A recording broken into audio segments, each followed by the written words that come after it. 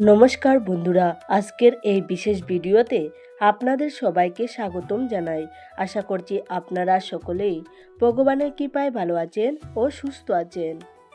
সনাতন ধর্মে রথযাত্রার দিনটিকে অত্যন্ত পবিত্র এবং অলৌকিক মহিমাপূর্ণ একটি তিথি হিসেবে গণ্য করা হয়। এই বিশেষ দিনে উড়িষ্যার পুরীধাম থেকে শুরু করে আমাদের পশ্চিমবঙ্গ সহ গোটা প্রতিটি শহর, প্রতিটি গ্রাম এবং প্রতিটি সনাতন ধর্মী মানুষের ঘরে ঘরে আনন্দের পরিবেশ তৈরি হয়। আমরা সবাই জানি যে এই দিনটিতে পরমেশ্বর ভগবান শ্রী জগন্নাথ দেব তার পরম স্নেহময় বড় দাদা বলভদ্র এবং আদরের বোন সুভদ্রাকে সঙ্গে নিয়ে এক বিশাল রথে চড়ে তার মাসির বাড়ির উদ্দেশ্যে রওনা হন। এই যাত্রা কেবল একটি উৎসব বা বাহ্যিক আয়োজন নয়, এর পেছনে লুকিয়ে আছে এক গভীর আধ্যাত্মিক চেতনা, মানবিক মূল্যবোধ এবং হাজার হাজার বছরের প্রাচীন ঐতিহ্য ও ইতিহাস। সনাতন ধর্মাবলম্বী প্রতিটি মানুষ এই দিনটির জন্য সারা বছর ধরে অপেক্ষা করে থাকেন, কারণ বিশ্বাস করা হয় যে রথযাত্রার দিন ভগবানের দর্শন পাওয়া এবং তার রথের রশি স্পর্শ করা অত্যন্ত পুণ্যদায়ক এবং মোক্ষলাভের সহজ উপায়। কিন্তু বন্ধুরা, আমরা অনেক সময় ভক্তি ভরে পুজো করতে গিয়ে বা উৎসবের আনন্দে গা ভাসিয়ে দিয়ে এমন কিছু ছোটোখাটো ভুল করে বসি যা আমাদের অজান্তেই আমাদের জীবনে বড় বিপর্যয় বা অমঙ্গল ডেকে আনতে পারে। শাস্ত্রে এবং সনাতন ঐতিহ্যে রথযাত্রার এই পবিত্র তিথিতে কিছু বিশেষ কাজের উপর কড়া নিষেধাজ্ঞা করা হয়েছে, যা আমাদের ভুলেও করা উচিত নয়। আজকের এই ভিডিওতে আমরা এমন 7টি মারাত্মক ভুলের কথা বিস্তারিত আলোচনা করব, যা রথযাত্রার দিন করা একদম নিষিদ্ধ, এবং একই সঙ্গে আমরা আলোচনা করব সেই ভুলগুলো করলে আমাদের কি কি ক্ষতি হতে পারে এবং এর পিছনে কি গভীর বৈজ্ঞানিক এবং আধ্যাত্মিক কারণ লুকিয়ে আছে।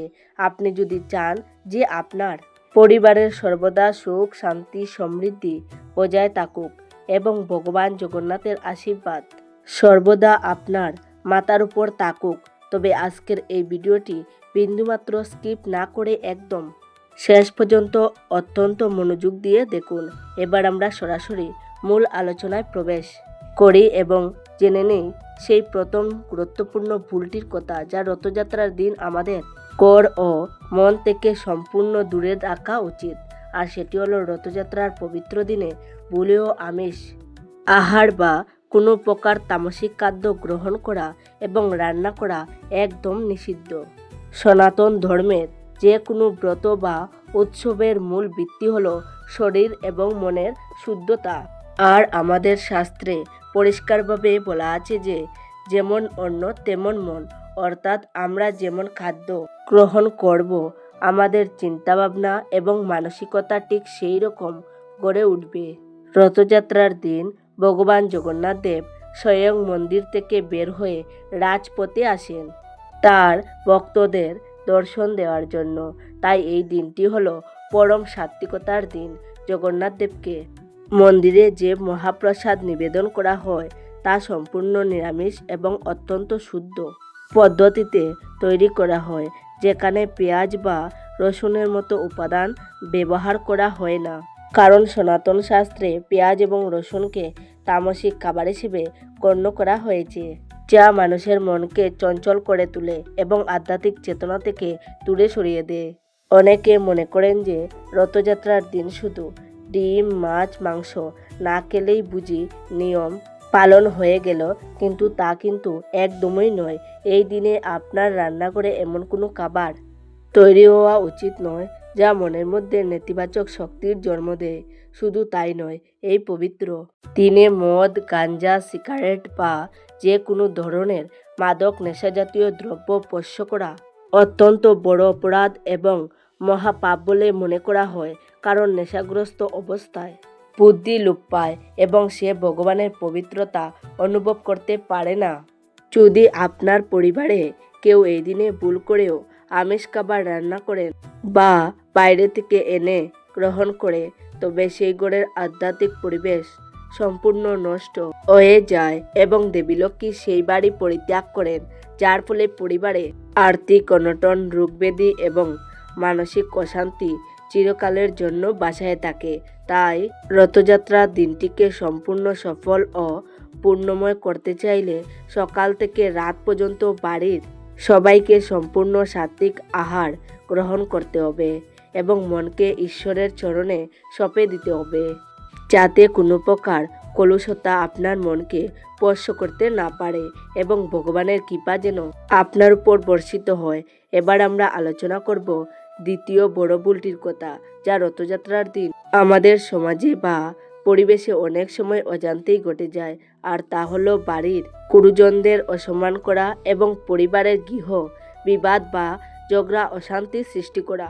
ভগবান জগন্নাথ দেব হলেন প্রেমের দেবতা, তিনি হলেন করুণা সাগর এবং তিনি প্রতিটি জীবের মধ্যে অবস্থান করেন।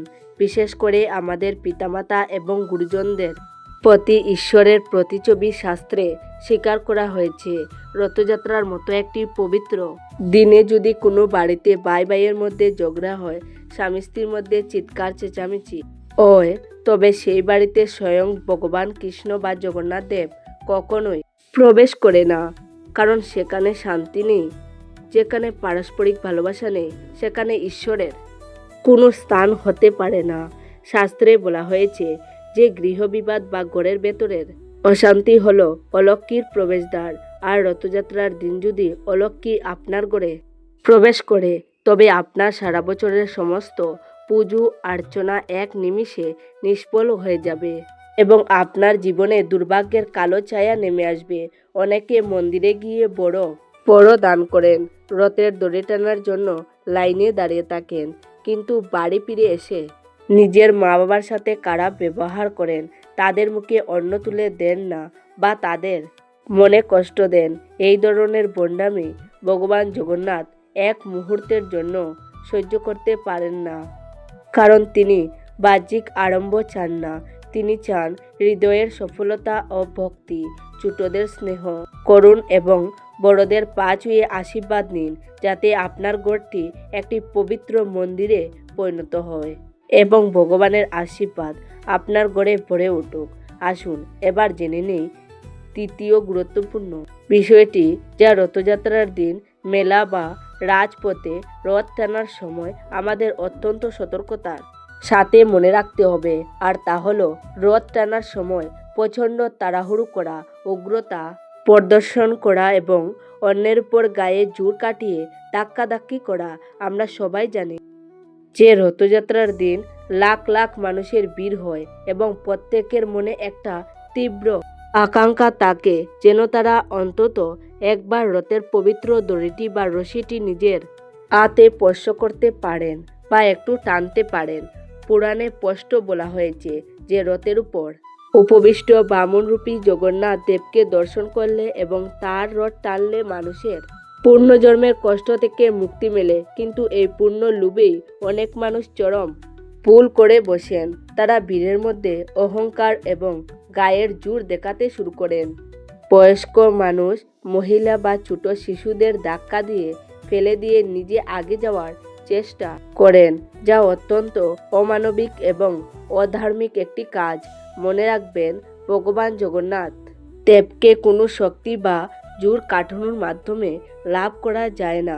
তাকে লাভ করতে হলে প্রয়োজন চরম নম্রতা এবং সমর্পণ। আপনি যদি অন্য কোনো ভক্তকে কষ্ট দিয়ে, কাউকে আঘাত করে বা কাউকে অপদস্থ করে রথের দড়ি স্পর্শ করেন, তবে সে স্পর্শে কোনো পুণ্য মিলবে না, বরং উল্টে একজন নিরপরাধ মানুষকে কষ্ট দেওয়ার জন্য আপনার খাতায় মারাত্মক পাপের হিসাব জমা হবে, যা আপনার জীবনকে নরকতুল্য করে তুলতে পারে। রথ টানার সময় আপনার মনের ভাব হওয়া উচিত অত্যন্ত নম্র এবং সেবকের মতো, যেখানে আপনি অন্য ভক্তদের সাহায্য করবেন, পীরের মধ্যে শৃঙ্খলা বজায় রাখবেন এবং অত্যন্ত ধৈর্য ধরে ভক্তি ভরে দূর থেকে হলেও ভগবানের কাছে প্রার্থনা জানাবেন, কারণ জগন্নাথ দেব আপনার গায়ের জোর দেখেন না, তিনি দেখেন আপনার অন্তরের ব্যাকুলতা ও ভক্তি। এবার আমরা চতুর্থ ভুলটির কথা আলোচনা করব, যা প্রকৃতির সাথে এবং আমাদের আধ্যাত্মিক বিশ্বাসের সাথে গভীরভাবে যুক্ত। আর তা হলো রথযাত্রার দিন ভুলেও জীবন্ত গাছ থেকে তুলসী পাতা ছেঁড়া বা কোনো গাছের ডালপালা ভেঙে প্রকৃতির ক্ষতি করা। সনাতন ধর্মে তুলসী দেবীকে পরম বৈষ্ণবী এবং ভগবান বিষ্ণুর অত্যন্ত প্রিয় বলে মনে করা হয়, এবং যেহেতু ভগবান জগন্নাথ দেব স্বয়ং শ্রী বিষ্ণু বা শ্রীকৃষ্ণেরই একটি পরম রূপ, তাই তুলসী পাতা ছাড়া তার পুজো বা ভোগ নিবেদন সম্পূর্ণ অসম্ভব এবং অসম্পূর্ণ থেকে যায়। কিন্তু শাস্ত্রে এবং আয়ুর্বেদে কিছু বিশেষ তিথিতে তুলসী পাতা তোলার উপর সম্পূর্ণ নিষেধাজ্ঞা জারি করা হয়েছে, এবং রথযাত্রার এই পবিত্র দিনটি হলো তার মধ্যে অন্যতম একটি দিন, যখন তুলসী গাছকে স্পর্শ করে পাতা ছেঁড়া চরম অমঙ্গল ডেকে আনে। পৌরাণিক কাহিনী অনুসারে রথযাত্রার দিন জগন্নাথ দেব যখন তার ভাই ও বোনকে নিয়ে মাসির বাড়ি চলে যান, তখন লক্ষ্মী দেবী অত্যন্ত একা এবং অভিমানী হয়ে মূল মন্দির থেকে যান। আর তুলসী দেবী হলেন দেবী লক্ষ্মীরই আরেকটি পবিত্র রূপ, তাই এই দিনে তুলসী গাছ অত্যন্ত সংবেদনশীল অবস্থায় থাকে, এবং এই দিনে তাকে আঘাত করা বা তার অঙ্গ ছেদ করা স্বয়ং মহালক্ষ্মীকে অপমান করার সামিল। যদি আপনার রথযাত্রার পুজোর জন্য তুলসী পাতার প্রয়োজন হয়, তবে শাস্ত্রের নিয়ম মেনে আপনাকে রথযাত্রার আগের দিন অর্থাৎ ষষ্ঠী তিথিতেই সূর্যাস্তের আগে অত্যন্ত শুদ্ধ মনে এবং গাছের কাছে ক্ষমা চেয়ে তুলসী পাতা তুলে রাখতে হবে। কিন্তু রথযাত্রার দিনে ভুলেও গাছের গায়ে হাত দেবেন না। শুধু তুলসী গাছই না, এই দিনে নিজের আনন্দ বা বিনোদনের জন্য কোনো গাছের ফুল ছেঁড়া, কচি ডাল ভাঙা বা প্রকৃতির কোনো ক্ষতি করা উচিত নয়। কারণ জগন্নাথ দেব হলেন সমস্ত জীব ও জড়ের অধিপতি, তাই প্রকৃতির ক্ষতি করলে তিনি অত্যন্ত রুষ্ট হন এবং এর ফলে সংসারের নানা রকমের বাস্তুদোষ ও অমঙ্গল দেখা দিতে পারে। আসুন এবার আমরা পঞ্চম অত্যন্ত গুরুত্বপূর্ণ ভুলটি সম্পর্কে জেনে নিই। অনেক সময় আমাদের অলসতা বা অসচেতনতার কারণেই ঘটে থাকে, আর তা হলো রথযাত্রা দিন সকালে স্নান না করে নোংরা অবস্থায় থাকা, কিংবা আগের দিনের কাচা হয়নি এমন অশুদ্ধ ও পুরানো জামা কাপড় পরে ভগবান জগন্নাথের পুজো করা বা রথ টানতে যাওয়া। সনাতন ধর্মে বাহ্যিক পরিচ্ছন্নতা এবং অভ্যন্তরীণ শুদ্ধতা এই দুটি বিষয়কে সমভাবে গুরুত্ব দেওয়া হয়েছে, কারণ আমাদের শরীর যদি পরিষ্কার না থাকে তবে আমাদের মন কখনো একাগ্র এবং পবিত্র হতে পারে না।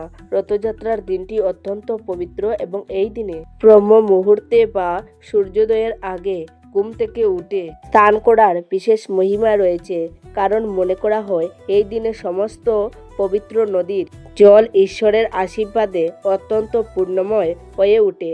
অনেকে অলসতার কারণে বেলা করে ঘুম থেকে উঠেন এবং স্নান না করে বা গড়ে বাসি কাপড়ে ভগবানের মূর্তি স্পর্শ করেন, অথবা মেলায় রথ টানতে চলে যান, যা চরম অপবিত্রতা এবং ভগবানের প্রতি চরম অবমাননা ছাড়া আর কিছুই নয়। মনে রাখবেন, পুজোর কাপড়ের ক্ষেত্রে নতুন কাপড় পরাই যে বাধ্যতামূলক এমনটা কিন্তু শাস্ত্রে নেই, তবে কাপড়টি যেন অবশ্যই ধোয়া, পরিষ্কার, সুতির এবং সম্পূর্ণ শুদ্ধ হয়, যা পরে অন্য কোনো অশুদ্ধ কাজ করা হয়নি। অপবিত্র শরীরে বা বাসি কাপড়ে ভগবানের আরাধনা করলে করে দারিদ্রতা বৃদ্ধি পায় এবং ইতিবাচক শক্তির পরিবর্তে নেতিবাচক শক্তি বা পজিটিভ এনার্জি ঘাটতি ঘটে, যার ফলে মানুষের বুদ্ধি ভ্রষ্ট হতে পারে এবং ভাগ্যের বিপর্যয় ঘটতে পারে। তাই এই বিশেষ দিনে সকাল সকাল স্নান ছেড়ে নিজেকে শুদ্ধ করুন, পরিষ্কার ও পবিত্র পোশাক পরিধান করুন এবং অত্যন্ত শুদ্ধ মনে জগন্নাথ দেবের চরণে নিজেকে সঁপে দিন, যাতে আপনার জীবন ভগবানের দিব্য আলোয় আলোকিত হয়ে ওঠে। বন্ধুরা, আমরা তো জানলাম যে এই কাজগুলো একদম করা চলবে না, এই বিষয়ে বিস্তারিত আলোচনা জানলাম, যা রথযাত্রার দিন আমাদের এড়িয়ে চলা উচিত। কিন্তু এবার আমাদের একটু গভীরভাবে বুঝতে হবে যে এই নিয়মগুলোর পেছনে আসল রহস্য বা সত্যটা কি। সনাতন ধর্মে কোনো নিয়মই কারণ ছাড়া তৈরি হয় না। আর যখন কথা হয় স্বয়ং জগন্নাথ দেবের, তখন প্রতিটি নিয়মের পেছনে জড়িয়ে থাকে হাজার বছরের ইতিহাস, ভক্তি এবং কিছু চমৎকার অলৌকিক ঘটনা। পুরীর জগন্নাথ ধামকে মর্ত্যের বৈকুণ্ঠ বলা হয়, যেখানে ভগবান বিষ্ণু নিজে পূজন করেন। শাস্ত্র অনুযায়ী ভগবান বিষ্ণু 4 ধামে 4 রকমের লীলা করেন, যার মধ্যে রামেশ্বরমে তিনি স্নান করেন, বদ্রীনাথে ধ্যান করেন, দ্বারকায় বস্ত্র পরিধান করেন, আর পুরীতে এসে পরম তৃপ্তিতে ভক্তদের হাতের অন্ন গ্রহণ করেন। এই কারণে জগন্নাথ দেবের প্রধান আকর্ষণ হল এই মহাপ্রসাদ এবং তার লীলা। রথযাত্রার এই পবিত্র উৎসবটি আসলে ভগবান এবং ভক্তদের মিলনের এক মহাসমুদ্র, যেখানে কোনো জাতপাত, ধনী দরিদ্র বা ছোঁয়াছুঁয়ির বিচার থাকে না। বছরের অন্যান্য দিনগুলিতে যারা মন্দিরে প্রবেশ করতে পারেন না বা দূর দূরান্ত থেকে পুরীতে আসতে পারেন না, তাদের দর্শন দেওয়ার জন্যই দয়াময় জগন্নাথ দেব নিজে মন্দির থেকে বেরিয়ে রাজপথে নেমে আসেন। গজপতি মহারাজা, যিনি উড়িষ্যার প্রধান রাজা, তিনি রথযাত্রার দিন সাধারণ মানুষের মতো রথের সামনে এসে সোনার ঝাড়ু দিয়ে রাস্তা পরিষ্কার করেন এবং চন্দনের জল ছেটান। একজন চরম শক্তিশালী রাজা হয়েও ভগবানের সামনে তিনি নিজেকে পরিচ্ছন্নতা কর্মী বা সেবক হিসেবে তুলে ধরেন। এই ঘটনাটি আমাদের ভিডিওর সেই দ্বিতীয় এবং তৃতীয় ভুলের সাথে সারিবদ্ধ। আমরা যখন রথ টানার সময় অহংকার করি, অন্যকে ধাক্কা দিই বা নিজেকে বড় মনে করি, তখন আমাদের মনে রাখা উচিত যে স্বয়ং রাজারাও যেখানে ভগবানের চরণে, তা সেখানে আমাদের এই সামান্য অহংকার ভগবানের কাছে কতখানি তুচ্ছ। তাই রথযাত্রার দিন যারা মনে অহংকার রাখবেন বা রথ টানার লাইনে দাঁড়িয়ে অন্য ভক্তকে ছোট করবেন, তাদের পুণ্য অর্জনের আশা বৃথা হয়ে যায়।